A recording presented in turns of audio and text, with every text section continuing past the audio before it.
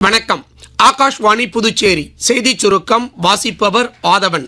குஜராத் மாநிலம் காந்திநகரில் பரவி வரும் டைபாய்டு காய்ச்சலை கட்டுப்படுத்த போர்க்கால அடிப்படையில் நடவடிக்கை எடுக்குமாறு மத்திய உள்துறை அமைச்சர் திரு அமித்ஷா அம்மாநில அரசை வலியுறுத்தியுள்ளார். புதுச்சேரி கலை பண்பாட்டுத்துறையின் மேனாள் இயக்குநரும் அவனி கலை பண்பாட்டுச் சங்கத்தின் தலைவருமான திரு கலியபெருமாள் அறிக்கை ஒன்றை வெளியிட்டுள்ளார்.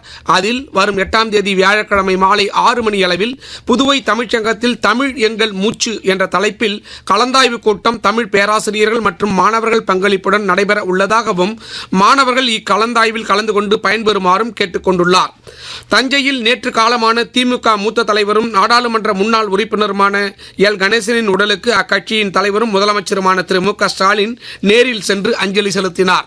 மாநில அமைச்சர்கள், நாடாளுமன்ற சட்டமன்ற உறுப்பினர்களும் எல் கணேசனின் உடலுக்கு அஞ்சலி செலுத்தினர்.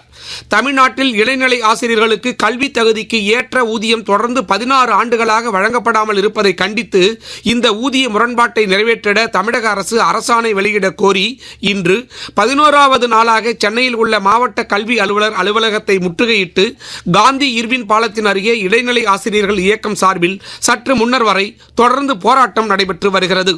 திண்டுக்கல்லில் நடைபெற்ற அகில இந்திய அளவிலான சேவல் கண்காட்சியில் பல்வேறு மாநிலங்களில் இருந்து கொண்டு வரப்பட்ட சுமார் 500க்கும் மேற்பட்ட சேவல்கள் பங்கேற்றன.